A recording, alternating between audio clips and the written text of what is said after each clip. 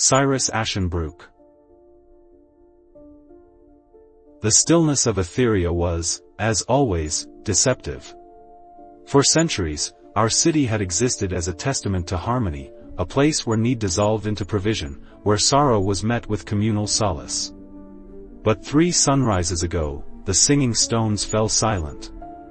These monoliths, woven into the very fabric of Etheria, had pulsed with a melodic resonance that dictated the rhythm of our lives, the planting seasons, the festivals, even the collective dreams we shared. Their silence wasn't merely an absence of sound, it was a hollowness that resonated deep within the bones of every citizen, a premonition of something untuned. Councillor Theron, a man usually lost in the meticulous charts of resource allocation, was the first to openly express his unease. He dispatched a team, Archivist Lynn, with her exhaustive knowledge of Etherian history, and Master Weaver Joran, whose sensitivity to the city's subtle energies was legendary, to investigate.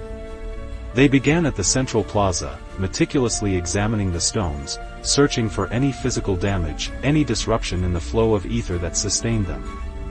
I, Cyrus Ashenbrook, elder and chronicler of Etheria, observed their efforts, a growing disquiet settling upon me. This was not a natural event, Etheria did not break. Lynn discovered a pattern, or rather, the absence of one.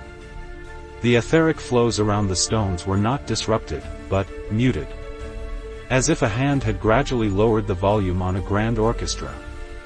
Joran, meanwhile, detected a faint, recurring resonance beneath the silence, a discordant hum that seemed to emanate from the deepest foundations of the city. He traced it to the forgotten catacombs beneath the old quarter, a place sealed off for generations after a period of unrest. The catacombs held the stories we chose to forget, and a lingering darkness.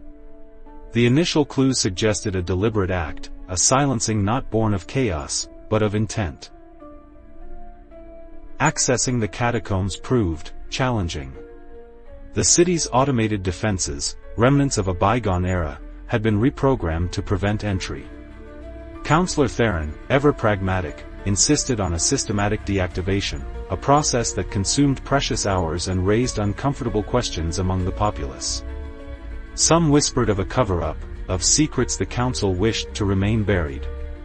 But a greater obstacle arose in the form of the wardens, the city's enforcers, who, without explicit orders, began obstructing the investigation, subtly diverting resources and spreading misinformation.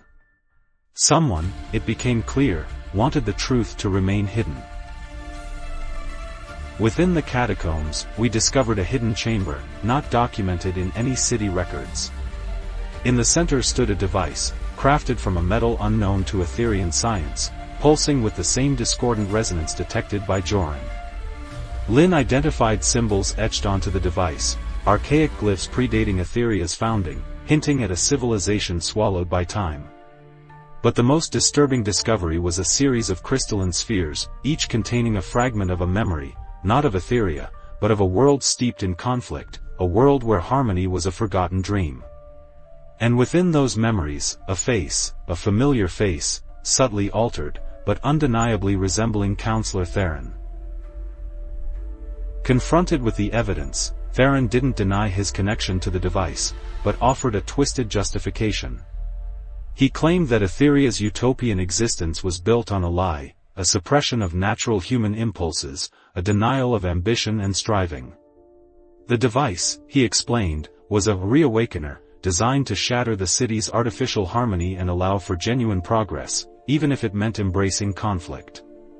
A struggle erupted, not of force, but of ideologies. Theron activated the device fully, the discordant resonance intensifying, threatening to unravel the very fabric of Etheria's collective consciousness. Joran, channeling the city's etheric energies, attempted to counteract the device, a desperate battle against a tide of manufactured dissonance. The truth, as it often does, was far more nuanced than any of us imagined. Theron hadn't sought to destroy Etheria, but to remember it. He was a descendant of the original settlers, those who had fled a world consumed by conflict, carrying with them the memories of what they had lost. The device wasn't an instrument of destruction, but a repository of history, a safeguard against the dangers of forgetting. AIart's founders, fearing the resurgence of those forgotten impulses, had deliberately suppressed those memories, creating a utopian facade at the cost of truth. The singing stones hadn't merely resonated with harmony, they had actively maintained the suppression. Theron believed that true harmony couldn't be achieved through denial, but through acceptance of the full spectrum of human experience.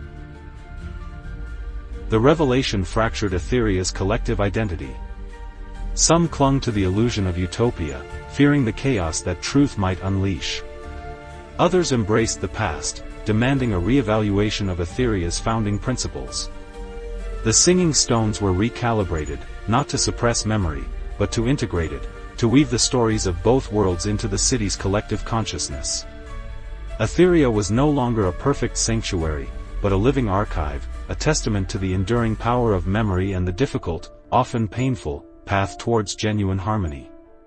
The silence had ended, replaced by a new, more complex song, a song of acceptance, of remembrance, and of hope, born from the echoes of a forgotten past.